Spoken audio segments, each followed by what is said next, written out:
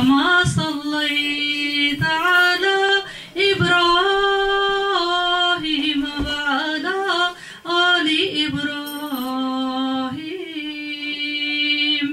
إنك حميد مجيد ربي شرح لي صدري ويسر لي أمري واحلل عقدة من لساني يفقه قولي رب زدنا علما ربنا تقبل منا ولتكن منكم أمة يدعون إلى الخير ويأمرون بالمعروف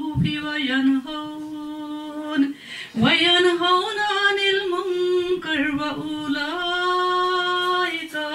هم المفلحون ولا تكونوا كالذين تفرقوا واختلفوا من بعد ما جاءهم البينات وأولئك لهم عذاب عظيم يوم تبيض وجوه وتسود وجوه فأما الذين استبدت وجوههم أكفرتم بعد إيمانكم فذوقوا العذاب بما كنتم تكفرون وأما الذين ابيضت وجوههم ففي رحمة الله هم فيها خالدون تلك آيات الله نتلوها عليك بالحق وما الله يريد ظلما للعالمين ولله ما في السماوات وما في الأرض وإلى الله ترجع الأمور. मैंने आपके सामने सूरत आल इमरान की आयत नंबर 104 से 109 की तिलावत की है. इंशाअल्लाह अब इसका तर्जमा बयान करूंगी और उसके बाद इंशाअल्लाह तफसीर.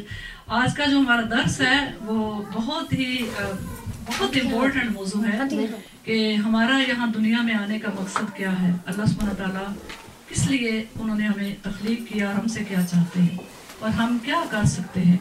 तो आज का ये आयात भी इसीलिए इंशाअल्लाह इसी के मुतालिक है. तो मैं अभी इसका तर्जुमा करती हूँ, उसके बाद इंशाअल्लाह ताला फिर तफसीर करती हूँ.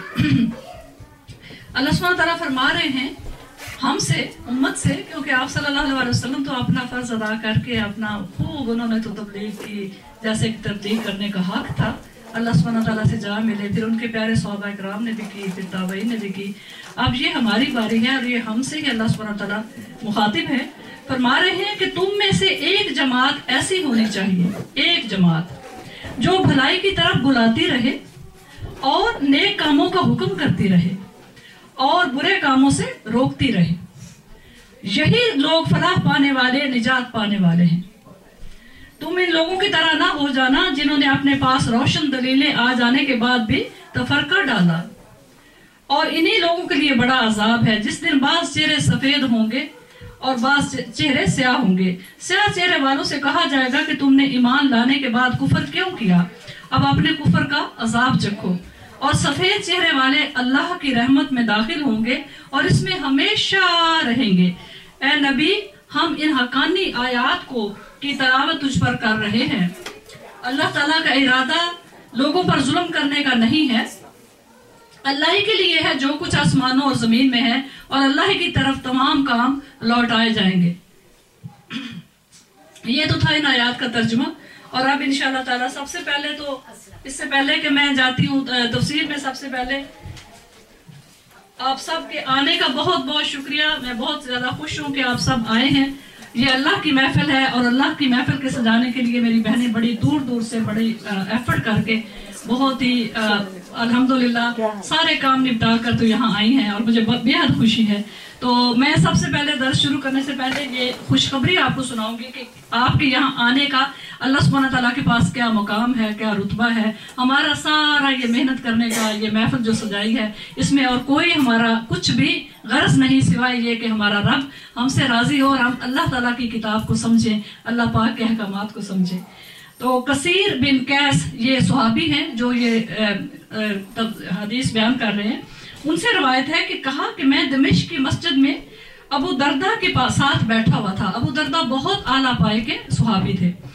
तो इनके पास एक आदमी आया और कहा कि ए अबू दरदा, मैं तेरे पास पैगंबर खुदा के शहर से आया हूँ और एक हदीस के लिए जिसकी मुझे खबर पहुंची है कि तू रसूल अल्लाह सल्लल्लाहु अलैहि वसल्लम से बयान करता है। सुभान अल्लाह, बहुत मीलों का सफर करके वो पहले मदीना गए। मदीना से पता चला कि वो तो यहाँ नहीं है, वो तो दमिश्क में है, शाम में। तो दमिश्क पहुंचे, न जाने ऊंटों पर या घोड़े पर या पैदल किस तरह से वो पहुंचे, मगर उन्होंने जाके उनको मिल लिया। कहते हैं कि सिर्फ एक हदीस की मुझे खबर मिली है कि तू आप सल्लल्लाहु अलैहि वसल्लम से सुन के बयान करता है, तूने खुद सुनी हुई है। मुझे वो हदीस सुना। अबू दरदा ने कहा, मैंने रसूल अल्लाह सल्लल्लाहु अलैहि वसल्लम से सुना है, आप सल्लल्लाहु अलैहि वसल्लम फरमाते थे, जो इल्म तलब करने के लिए एक राह पर चले, अल्लाह ताला उसे जन्नत के रास्तों में एक के रास्ते पर चलाता है। यानी तू इल्म हासिल करने के लिए आया तो जन्नत के रास्ते पे चल कर आया है। और फरिश्ते अपने बाजू तालिबे इल्म की रजामंदी के लिए रख देते हैं और बेशक आलम के लिए इस्तग़फ़ार करते हैं हर वो चीज जो आसमानों और जमीन में है, और मछलियां पानी के अंदर, और आलम की फजीलत आबद पर इस कदर है जिस कदर 14वीं रात के चांद की तमाम सितारों पर। सुभान अल्लाह। और तहकीक यानी बेशक, ये बात समझने वाली है, बेशक उलमा अंबिया के वारिस हैं। आलिम जो है वो उलमा इकराम अंबिया इकराम के वारिस हैं। तहकीक अंबिया दिनार और दरहम अपने वर्षा में नहीं छोड़ गए, उन्होंने इल्म का वर्षा छोड़ा है। जिसने उसे हासिल किया उसने उसका कामल हिस्सा ले लिया। ये इल्म हासिल करना अंबिया इकराम की विरासत है जिससे हम अपनी झोलियां भर रहे हैं। अल्हम्दुलिल्लाह रब्बिल आलमीन। इसको अहमद, तिरमिज़ी, अबू दाऊद, इब्न माजा ने रवायत किया है। अबू इमामा बहली से रवायत है कि रसूल अल्लाह सल्लल्लाहु अलैहि वसल्लम के पास दो शख्सों का जिक्र किया गया, इनमें से एक आबिद है और दूसरा आलिम है। रसूल अल्लाह सल्लल्लाहु अलैहि वसल्लम ने फरमाया, आलिम की फजीलत आबिद पर ऐसी है जैसे मेरी फजीलत तुम्हारे एक मामूली पर। आलिम की फजीलत ऐसी है जैसे तुम्हारे अदना पर। फिर रसूल अल्लाह सल्लल्लाहु अलैहि वसल्लम ने फरमाया, बेशक अल्लाह ताला इसके फरिश्ते अहले आसमान और अहले जमीन, हत्ता के बिलों में चींटियां और हत्ता के मछलियां भी लोगों को खैर की तालीम देने वाले के लिए दुआ करती हैं। कितनी प्यारी ये, कितनी सादत है कि इस वक्त अल्लाह ताला की सारी मखलूक, समुद्री भी, जमीनी भी, खुश्की भी, तरी भी और आसमानों वाली मखलूक भी, हम सब के लिए इस्तग़फ़ार कर रही हैं, हम सब के लिए दुआ कर रही हैं, क्योंकि हम यहाँ खैर के लिए आए हैं, हम अल्लाह के जिक्र के लिए आए हैं। तो इतनी बड़ी ये फजीलत है, सुभान अल्लाह, इतनी प्यारी ये चीज है इल्म हासिल करना। और एक बड़ी खूबसूरत मैंने बात पढ़ी जिसका हम समझते हैं कि आलिम जो है वो बहुत ज्यादा इल्म हासिल करेंगे तो फिर हमारा नाम आलिमों में आएगा, वो भी एक अलग चीज है, एक स्कॉलर होना अलग चीज है। लेकिन आलिम की तारीफ बड़ी ही प्यारी मैंने पढ़ा कि आलिम वो है कि जब जो इल्म उसके पास आया उसने उसी के मुताबिक अमल करना शुरू कर दिया। बेशक थोड़ा सा इल्म आया मगर उसको पता चला कि ये बहुत नेकी है या ये बुराई है, तो बुराई से रुक गया, नेकी को अपना लिया, वो आलिम है।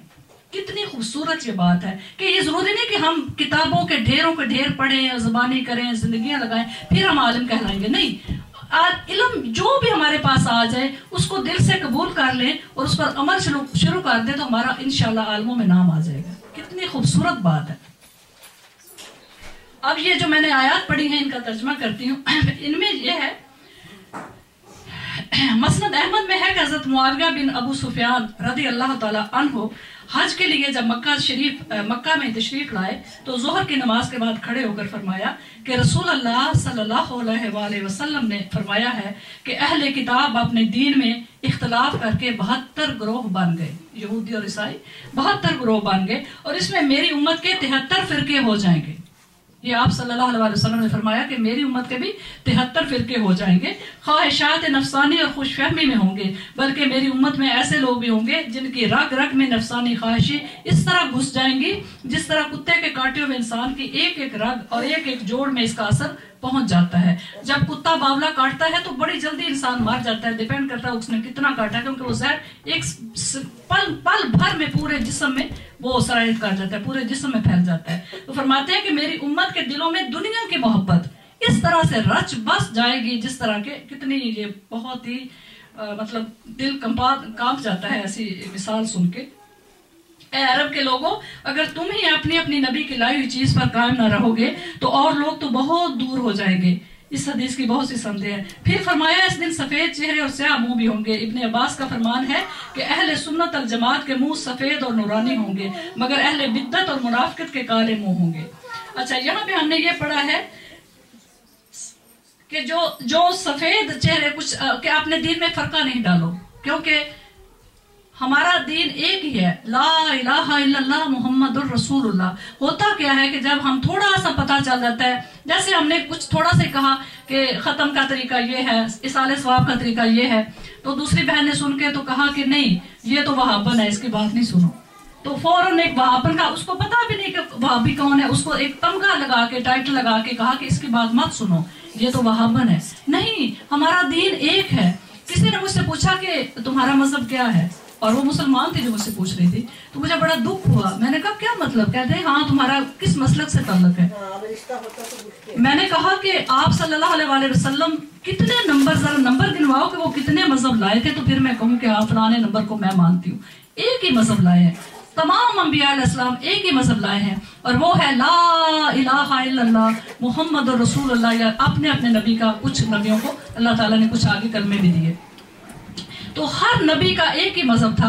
तो हमें तफरका डालने से अल्लाह सुब्हानहू तआला मना फरमा रहे हैं, और इससे वाकई हमें सामने हमारे मुसलमान बहन बैठी होगी, भाई बैठा होगा, जब हमें पता चलेगा ये फलां जमात से ताल्लुक है, तो हम समझेंगे ये और मेरा इसका कोई जोड़ नहीं, और हमें फिरकों में पढ़ना भी नहीं चाहिए। इतना ही हमारे लिए काफी है कि हम मुसलमान हैं, और अगर पूरी जिंदगी में हम एक सिर्फ मुसलमान ही बन जाए तो इससे बड़ी क्या बात है।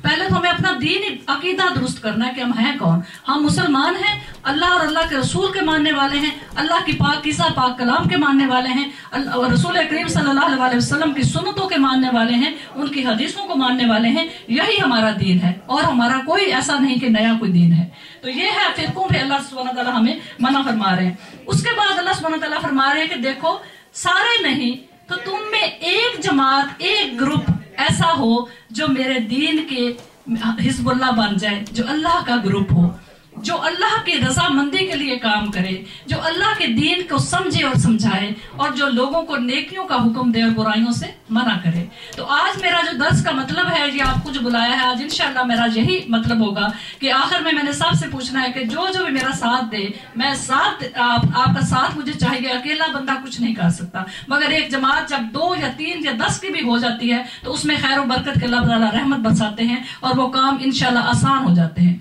तो जिंदगी का मकसद जो है, हमारा जो दर्स है उसमें यह है कि जिंदगी का मकसद क्या है। लेकिन इससे पहले मैं थोड़ा सा ये बयान करना चाहती हूँ कि ये जो दुनिया, ये जो हमारा घर है जिसमें हम बहुत ज्यादा, इतने ज्यादा हम इसमें गुम हैं, इससे कौन सी दुनिया बेहतर है जिसके लिए परवरदिगार हमें फरमाते हैं कि ये दुनिया कुछ भी नहीं। कुरान पाक में हम पढ़ते हैं कि ये दुनिया अगर मच्छर के एक पर के बराबर भी मेरी नजर में इसका कोई मकाम होता, कोई हैसियत होती, तो मैं किसी भी नाशुक्रे, किसी भी काफिर को जो मुझे नहीं मानता, मैं उसको पानी का एक घूंट तक ना देता। फिर मैं पढ़ रही थी कुरान पाक में, तो अल्लाह सुब्हानहू तआला फरमाते हैं कि देखो अगर मुझे ये खदशा ना होता कि मैं काफिरों को या अपने ना मानने वालों को या मुतकब्बर लोगों को इतना दूं दुनिया का, तो मैं चाहता, मैं ऐसा चाहता, बल्कि मैं चाहता ये था कि मैं काफिर लोगों के घर दुनिया में उनकी सीढ़ियां भी सोने की कर दूं, इतना दूं उनकी सीढ़ियां भी सोने की हो जाए, उनके घरों की छतें भी सोने की हो जाए, उनके बिस्तर भी सोने के हो जाए, उनके बैठने उठने जगह भी सोने की हो जाए, दरवाजे भी सोने के हो जाए। लेकिन मैंने ऐसा क्यों नहीं किया कि ऐसा ना हो कि मेरे मुसलमान बंदे, मेरे मोमिन बंदे उनकी दौलत, उनकी शान और शौकत देखकर ईमान से ही जाते रहे। क्योंकि क्यों फरमाया? क्योंकि अल्लाह सुब्हानहू तआला को कोई परवाह नहीं कि ये दुनिया क्या है और इस दुनिया में کیا کیا چیزیں ہیں، کیونکہ اس دنیا کی حیثیت جیسے میں نے عرض کیا کہ مچھر کے ایک پر کے برابر بھی نہیں ہے جو دنیا ہمیں جس نے غرق کر دیا ہے۔ یہ اینٹ گارے کا گھر ہمارے سامنے کا سیلاب آیا ہے، کیا حشر ہوا ہے، شہروں کے شہر ایک ریلا آیا ہے، چند لمحات میں وہ نکل کے چلا گیا ہے، شہروں کے شہر تباہ ہو گئے، گھروں کے گھر تباہ ہو گئے۔ اور اللہ سبحانہ تعالیٰ نے ہم نے جو قرآن پاک میں پڑھا ہے تھوڑا سا عکس ہم نے دیکھا ہے کہ یہ گھر جس کے لیے ہم مرے جاتے ہیں، جس کے لیے ہمیں سحری کے ٹائم بھی جانا پڑے، جاب پہ ہم جائیں گے، رات کی جاب کرنی پڑے ہم کریں گے، سارا کچھ کرنے کو تیار ہے، صرف یہ کہ یہ اینٹ گارے کا گھر ہمیں نظر آ رہا ہے، لیکن وہ جو محلات، وہ جو دنیا زندگی ہے جنت کی، وہ چونکہ آنکھوں کا پردہ ہے اور پردہ ابھی ہٹا نہیں، اس لیے وہ ہمیں چونکہ نظر نہیں آتی، تو ہم کہتے ہیں جب وہاں جائیں گے دیکھیں گے۔ اس کے لیے اتنی مصیبت، اتنی ایفرٹ کرنے کی بھی ضرورت نہیں ہے کہ ہم صبح ایک تو نماز پڑھیں، سحری کی نماز اتنی مشکل ہے، وہ اٹھے گرم گرم بستر چھوڑے، سب سو رہے، میں کیوں اٹھوں؟ لگتا ہے نا کہ اتنا مزہ آ رہا ہے، صبح نیند بھی شیطان بہت زیادہ غلبہ دیتا ہے نیند کا بھی، تو یہ ایک جہاد ہے۔ تو ہم کیوں، میں تھوڑا سا چاہتی ہوں کہ میں جنت کا پہلے پڑھوں اور پھر آپ کو ذرا کمپیئر کرنا چاہتی ہوں اس دنیا کی زندگی اور جنت کی زندگی۔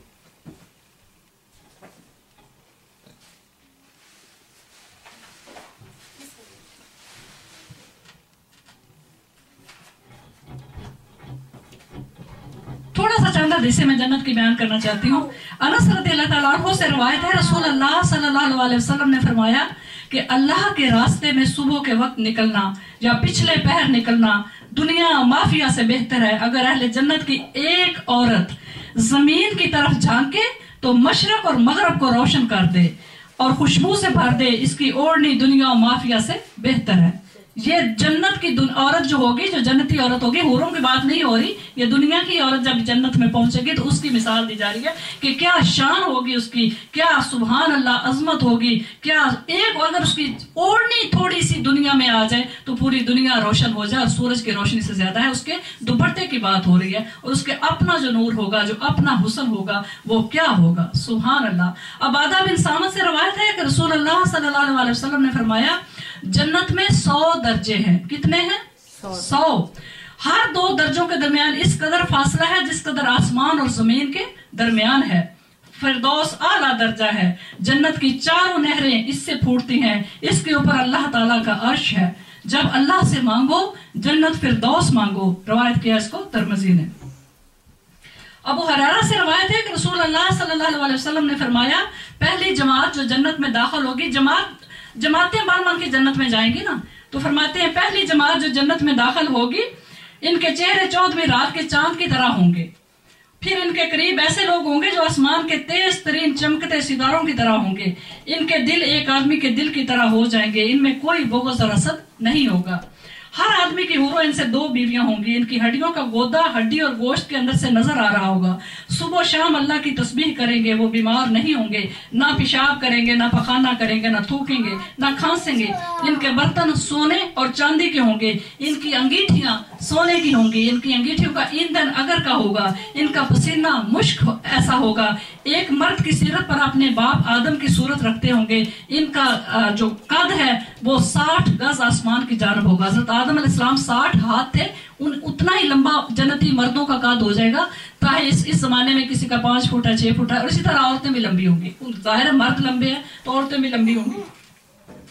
ابو سعید رضی اللہ تعالیٰ عنہ خدری سے روایت ہے، رسول اللہ صلی اللہ علیہ وسلم نے فرمایا اہل جنت بالا خانوں میں رہنے والے جنتیوں کو اس طرح دیکھیں گے جس طرح تم نہایت چمکنے والے ستارے کو دیکھتے ہو جو مغربی یا مشرقی افق میں باقی رہتا ہے، آپس کے درجات کی تفاضل کی وجہ سے، یعنی نیچے والے جنتی اوپر والے جنتیوں کو دیکھیں گے کہ واہ سبحان اللہ، کیا ان کے نظارے ہیں، کیا لطف ہے، کیا موجیں مار رہے ہیں۔ جنت میں بھی وہ حسرت کریں گے کیونکہ 100 درجے ہیں نا، تو ہر ایک درجے کے درمیان زمین سے جتنا آسمان کا فاصلہ ہے اتنا ہی ہر درجے کے درمیان فاصلہ ہوگا۔ تو ذرا امیجن کریں کہ ہم کس چیز کی بات کر رہے ہیں، کیسی دنیا کی بات کر رہے ہیں۔ ابو سعید رضی اللہ تعالیٰ عنہ سے روایت ہے کہ رسول اللہ صلی اللہ علیہ وسلم نے فرمایا اللہ تعالیٰ اہل جنت کے لیے فرمائے گا اے اہل جنت، وہ کہیں گے حاضر ہیں ہم اے ہمارے پروردگار اور تیری خدمت میں موجود ہیں، بھلائی تیرے ہاتھوں میں ہے۔ اللہ تعالیٰ فرمائیں گے تم راضی ہو گئے ہو؟ پوچھیں گے کیا تم راضی ہو گئے ہو؟ ڈائریکٹ بات کریں گے، سبحان اللہ۔ اے ہمارے پروردگار، اللہ تعالیٰ فرمائیں گے تم راضی ہو گئے؟ وہ کہیں گے ہمیں کیا ہے کہ ہم راضی نہ ہوں، اے ہمارے پیارے پروردگار، جبکہ تو نے ہم کو وہ کچھ عطا کر دیا ہے جو تو نے اپنی مخلوق میں سے کسی کو نہیں دیا۔ اللہ تعالیٰ فرمائیں گے کیا میں تم کو اس چیز سے بہتر چیز عطا نہ کروں؟ وہ کہیں گے اس سے بڑھ کر افضل چیز اور کون ہو سکتی ہے؟ جنتی پوچھیں گے یا اللہ اس سے بڑھ کر بھی کوئی افضل چیز ہے؟ اللہ تعالیٰ فرمائیں گے میں تم کو اپنی خوشنودی ہدایت کرتا ہوں، اس کے بعد تم پر کبھی ناراض نہیں ہوں گا۔ ایک اور حدیث میں ہے کہ اس کے بعد اللہ سبحانہ تعالیٰ اپنا پردہ ہٹا دیں گے اور دیدار کرائیں گے، آمنے سامنے دیدار، پردے سارے ہٹا دیں گے۔ تو جنتیوں کو جب اللہ سبحانہ تعالیٰ کا دیدار کریں گے تو سمجھیں گے کہ اس سے زیادہ خوبصورت اور اعلیٰ چیز جنت میں کوئی نہیں جتنا ہمارے رب کا دیدار ہے۔ سبحان اللہ۔ انہیں ابو ہریرہ رضی اللہ تعالیٰ عنہ سے روایت ہے کہ رسول اللہ صلی اللہ علیہ وسلم نے فرمایا کہ جنت کے 100 درجے ہیں، ہر 2 درجوں کے درمیان 100 سال کا فرق ہے۔ اتنا فرق ہے جتنا 1 صدی لگ جائے تو دوسرے درجے تک پہنچا جائے۔ یہ کیوں فرق ہوگا؟ اس لیے کہ ہماری اس چھوٹی سی زندگی میں ہماری ایفرٹ سب کی مختلف ہے، ٹھیک ہے نا؟ آج میں کہتی ہوں کتنا اچھا سودا ہے کہ اگر ہمیں 60 سال ملے، 70 سال ملے، 40 سال ملے، جتنی بھی اللہ نے لکھی ہے، اس میں اگر ہم نے تھوڑی سی محنت کر لی، اور یہ جو آخرت کے اعلیٰ بلند ترین درجے ہیں، یہ اللہ کی خوشنودی، یہ اللہ پاک جو ہم سے راضی ہو جائیں، تو اس سے بڑھ کر ہمیں اور کیا چاہیے؟ اور وہ ہمیشہ کی زندگی ہے۔ جب ہم نے آنکھیں بند کی پھر نہ کبھی اس دنیا میں واپس آنا ہے، نہ اس دنیا کی الجھنیں، نہ یہ دنیا کے سیاپے، یا نہ یہ دنیا کے فکر، نہ تماشے، کچھ بھی ہمیں نہیں کرنا۔ یہ امتحان کے لیے اللہ تعالیٰ نے بھیجا ہے، ایک چھوٹی سے ہمیں مہلت دی ہے، اور کوئی چیز ہمارے پروردگار نے ہم سے چھپا کر نہیں رکھی، ہر چیز بیان فرما دی ہے۔ دوزخ کیا ہے، جنت کیا ہے، میری خوشنودی کیا ہے، آسائش کیا ہے، آرام کیا ہے۔ تو پھر بھی اگر ہماری بد نصیبی ہے کہ اس کے باوجود ہم اس چھوٹی سی زندگی کی چند دنوں کے آرام میں پڑ جائیں، چند دنوں کی ہوس میں پڑ جائیں، چند دنوں کے لالچ میں پڑ جائیں، کیا سودا ہے؟ یہ سودا اچھا نہیں جو ہم کر رہے ہیں۔ ہمارے دلوں کو ہم نے سمجھانا ہے کہ سخاوت کے لیے ہمارے دل کھل جائیں، نیکیوں کے لیے دل کھل جائیں۔ میں سمجھتی ہوں ایک جو چیونٹی ہے، ابھی تک میں نے جو کام کیا ہے، میں اپنی زندگی میں سمجھتی ہوں، میری اسی بیٹی نے مجھے پوچھا کہ ممی آپ اپنے آپ کو کس لیول پہ دیکھتی ہیں، کہ آپ نے آپ کو 1 سے 10 تک میں اگر آپ کو دوں نمبر، تو آپ کو کون سا نمبر آپ سمجھتی ہیں کہ میں اس پر ہوں؟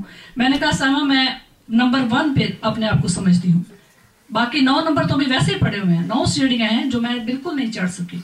کہتی ہیں ایسا کیوں؟ میں نے کہا اس لیے کہ یہ جو میں نے آپ کو پالا ہے، الحمدللہ آپ کے پاپا کی خدمت کی ہے، جو بھی میں نے کیا ہے، یہ میں کوئی بڑا کام نہیں سمجھتی۔ اللہ تعالیٰ نے ہم سب کو اس سے کہیں زیادہ ایبلٹی، کہیں زیادہ پاور دے رکھی ہے، جسے ہم یوز کیے بغیر ہی دنیا سے چلے جاتے۔ ایک چونٹی جو ہے، میں کہتی ہوں بچوں کو کہ ابھی تک میں نے اتنا کام کیا جتنا ایک چونٹی اپنے انڈوں میں جب بچے نکلتے ہیں تو وہ بیچاری، آپ دیکھتے ہیں اس کے منہ میں ہوتا ہے چھوٹا سا اناج کا دانہ، کوئی چاول، کوئی اناج، کوئی گرا پڑا بریڈ کا ٹکڑا، وہ لے جاتی ہے، اپنے بچوں کو جا کے دیتی ہے، ان کو کھلاتی ہے، ان کو بڑا کرتی ہے۔ ایک چڑیا اپنی چوگ لیتی ہے، اس کو اپنے گلے میں سافٹ کرتی ہے، پھر جا کے اپنے گھونسلے میں بچے جو نکلے ہوتے ہیں ان کو کھلاتی ہے، پھر ان کو اڑنا سکھاتی ہے۔ میں سمجھتی ہوں کہ ابھی تک میں نے اتنا ہی کیا ہے کہ اس کے علاوہ اور کچھ بھی نہیں، ایک چیونٹی کے برابر اور ایک چڑیا کے برابر، لیکن میں اشرف المخلوقات ہوں۔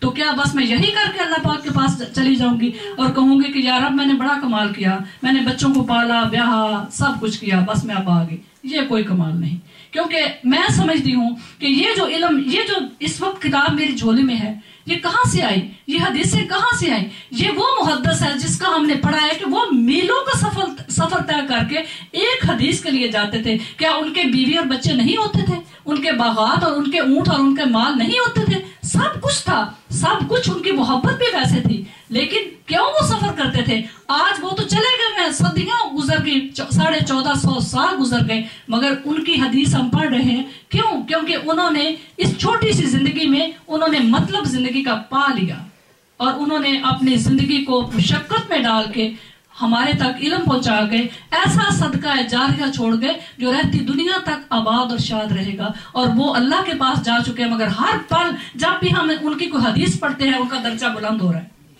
یہ ہے اصل کمائی، یہ ہے وہ اصل چیز۔ اب ہم کیا کر سکتے ہیں؟ ہم چھوٹی چھوٹی نیکیاں کر سکتے ہیں، اور ان چھوٹی چھوٹی نیکیوں کے لیے میں نے چھوٹی چھوٹی مثالیں آج اکٹھی کی ہیں کہ میں آپ سے شیئر کرنا چاہتی ہوں۔ میں یہ نہیں کہہ رہی کہ ہم دنیا چھوڑ دیں، نہ میں دنیا چھوڑتی ہے، نہ میں یہ کہہ رہی ہوں کہ ہم اپنے گھر والوں کا خیال نہیں رکھیں۔ سب کچھ ہو سکتا ہے، مگر اس کے علاوہ بھی ہم بہت کچھ کر سکتے ہیں۔ میرا آج کہنے کا مطلب یہ ہے کہ اس کے علاوہ بھی ہم بہت کچھ کر سکتے ہیں۔ ابو ہریرہ رضی اللہ تعالیٰ عنہ سے روایت ہے کہ رسول اللہ صلی اللہ علیہ وسلم نے فرمایا کہ مسلمان پر 6 حق ہے۔ کہا گیا کہ وہ کیا ہے اے اللہ کے رسول؟ فرمانے لگے کہ جس وقت اس کو ملے اس کو سلام کہے، ہمیں سلام کو پھیلانا ہے، کیونکہ آپ ماشاءاللہ ہمارے مسلمان بہنیں بھائی بہت زیادہ ہو گئے ہیں۔ جیسے ہی ہم باہر جاتے ہیں، ہمیں کسی بھی ڈاکٹر کے آفس میں، کسی مارکیٹ میں کوئی بھی مسلمان نظر آتا ہے تو ہم السلام علیکم اسے کہیں، اور وہ آگے سے وعلیکم السلام ورحمۃ اللہ، اور اگر ہمیں کوئی کہہ دے تو ہمیں اس سے بہتر جواب دینا چاہیے۔ یہ حق ہے مسلمان کا۔ جس وقت وہ تجھ کو بلائے قبول کر، جس وقت تجھے خیر خواہی چاہے اس کی خیر خواہی کر، جس وقت چھینک لے پھر الحمدللہ کہے، اس کا جواب دے۔ اسے جواب یہ دیتے ہیں کہ یرحمک اللہ، یعنی اللہ تجھ پر رحم فرمائے۔ جب وہ بیمار ہو اس کی عیادت کر، اور جس وقت وہ مر جائے اس کے ساتھ جا۔ یہاں پر ہم نے یہ پڑھا کہ جس وقت وہ تم سے خیر خواہی چاہے، اس کے کوئی مدد کی ضرورت ہے، اس کو کوئی رائے چاہیے، کوئی پیسے چاہیے، کوئی کسی طرح کی مدد کی ضرورت ہے، تو کہے ہاں کوئی مسئلہ ہی نہیں ہے، میں کرنے کو تیار ہوں، یہ تو کوئی بات ہی نہیں، میں کر دیتی ہوں۔ اس کے بچوں کو دیکھنا ہے، اس کو کسی طرح کی ہیلپ کی ضرورت ہے۔ یہ پردیس ہے، یہاں پر سب کے لوگوں کے اپنے رشتہ دار نہیں ہیں، ہم ہی ایک دوسرے کے رشتہ دار ہیں۔ تو یہ ہے کہ اس کا، یہ مسلمان کا حق ہے۔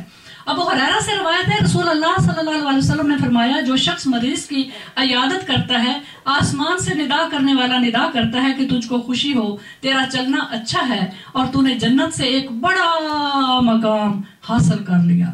ایک بیمار کی جب بیمار پرسی کرنے جاتے ہیں تو ہمیں کیا ملتا ہے کہ جنت میں فرشتہ ندا دے رہا ہوتا ہے، جو ہم تو نہیں سن رہے، دوسری مخلوق سن رہی ہے کہ تیرا چلنا مبارک ہو، آج تو نے بہت بڑا مقام حاصل کر لیا کہ تو ایک بیمار جو پتہ نہیں کتنی غم زدہ تھی، کتنی پریشان تھی اپنی بیماری سے، تو گئی ہے، تو نے اس کا پتہ کیا ہے۔ حضرت علی رضی اللہ تعالیٰ عنہ سے یہ روایت ہے، وہ فرماتے ہیں کہ آپ صلی اللہ علیہ وسلم نے فرمایا کہ جب ہم کسی بیمار کی صبح عیادت کریں تو شام تک 70,000 فرشتے اس کے لیے دعائے مغفرت کرتے ہیں، اور اگر شام میں کی تو صبح تک 70,000 فرشتے اس کے لیے دعا کرتے ہیں۔ سبحان رضی اللہ تعالیٰ عنہ سے روایت ہے کہ بندہ اللہ کی مرضی تلاش کرتا ہے، ہمیشہ تلاش کرتا رہتا ہے۔ اللہ تعالیٰ جبریل علیہ السلام کو فرماتے ہیں، اللہ تعالیٰ جبریل علیہ السلام کو بلاتے ہیں، فرماتے ہیں جبریل ادھر آؤ۔ وہ جاتے ہیں، پوچھتے ہیں کیا بات ہے یا رب العزت؟ اللہ سبحانہ تعالیٰ فرماتے ہیں اے جبرائیل، میرا فلاں بندہ یا میری فلاں بندی میری خوشنودی کی تلاش کر رہی ہے، نفلی روزے رکھ رہی ہے، یا کسی کی مدد کر رہی ہے، یا نفل پڑھ رہی ہے، صدقہ کر رہی ہے، کسی کی ہیلپ کر رہی ہے، وہ میری خوشنودی چاہتی ہے، اپنے گھر والوں کی خدمت کر رہی ہے۔ یہ بھی ہماری اللہ کی رضامندی ہے کہ ہم اپنے گھر والوں کی جو خدمت کرتے ہیں اس پر بھی بے حساب اجر ہے۔ یہ ایسا نہیں کہ ہم کوئی باؤنڈ ہیں اور ہم مطلب کچھ ہمیں نہیں ملے گا، نہیں، اس پر بھی بے حساب اجر ہے، مگر یہ اناف نہیں ہے۔ میں سمجھتی ہوں کہ یہ اناف نہیں ہے۔ فرماتے ہیں میرا فلاں بندہ ہے، میری فلاں بندی میری خوشنودی کی تلاش کر رہی ہے، خبردار، یعنی تجھے علم ہونا چاہیے اس پر میری رحمت ہے۔ جبرائیل کہتے ہیں خدا کی رحمت فلاں شخص پر ہے۔ جبرائیل سارے آسمانوں میں اعلان کرتے ہیں اے آسمان والو سنو، اللہ تعالیٰ فلاں شخص پر خوش ہیں، ان کی رحمت اس پر نازل ہے، خبردار اچھا رحمت فلاں شخص پر ہے۔ یہی کلمہ عرش کے اٹھانے والے کہتے ہیں۔ ہمیں پتا ہے کہ عرش، اللہ تعالیٰ کے عرش کو 8 فرشتوں نے اٹھا رکھا ہے، وہ بھی یہی کلمہ کہتے ہیں کہ سنو، اس بندے پر اللہ تعالیٰ کی رحمت ہے، اور وہ جو ان کے ارد گرد ہیں، یہاں تک اس بات کو 7 آسمانوں کے فرشتے کہتے ہیں، پھر وہ رحمت زمین کی طرف اس بندے پر نازل ہو جاتی ہے۔ سبحان اللہ، روایت کیا اس کو احمد نے۔ سمجھ آئی اس حدیث کی کہ جب ہم اللہ تعالیٰ کی خوشنودی تلاش کرتے ہیں تو میرا رب جب ہم سے خوش ہوتا ہے تو پھر کیا سے اکیلے اپنے دل میں خوش نہیں ہوتا رہتا۔ میرا رب جبرائیل علیہ السلام کو بلا کر فرماتا ہے کہ اے جبرائیل، میری فلاں بندی اس پر جو فرض نہیں وہ بھی کام کر رہی ہے، نوافل کر رہی ہے۔ یہ نفل ہے نا، اگر ہم کسی کی مدد کرتے ہیں، کسی کی بیمار پرسی کرتے ہیں، کسی کو لون دے دیتے ہیں، کسی کی کوئی مشکل آسان کر دیتے ہیں، تو یہ نوافل میں ہے۔ تو سبحان اللہ، اللہ سبحانہ وتعالیٰ فرماتے ہیں ہم یہ نوافل کیوں پڑھ رہے ہیں، یہ عبادتیں کیوں کر رہے ہیں، یہ ہم اچھا صلہ رحمی کیوں کر رہے ہیں، کیونکہ ہم اپنے پروردگار کو خوش دیکھنا چاہتے ہیں۔ تو اللہ سبحانہ وتعالیٰ اب ساری مخلوق کو بتاتے ہیں، اور ہوتا یہ ہے کہ بعض دفعہ وہ انسان، وہ بندہ بہت مقبول ہو جاتا ہے دنیا میں بھی، اور اس کی یہی وجہ ہے کہ اللہ تعالیٰ وہ رحمت دنیا میں بھیجتے ہیں اور لوگوں کے دلوں میں بھی اس کی محبت اور الفت بڑھا دیتے ہیں۔ حضرت عمر رضی اللہ تعالیٰ عنہ کا ایک واقعہ ہے کہ وہ ہمیں پتہ ہے کہ جب وہ خلیفہ تھے تو وہ راتوں کو سوتے نہیں تھے۔ کہاں امیر المومنین، یہ آج کل کے خلیفہ دیکھیں ہمارے جو ہے پریزیڈنٹ صاحب، اور کہاں حضرت عمر بن خطاب رضی اللہ تعالیٰ عنہ، وہ خلیفہ امیر المومنین تھے اور خود کو صاحب کا خادم سمجھتے تھے۔ ایک رات کا واقعہ ہے کہ رات کو گشت کرتے تھے کہ میں دیکھوں کوئی میرے علاقے میں، کوئی مدینہ منورہ کے آس پاس، مدینہ منورہ میں کوئی بھوکا تو نہیں سویا۔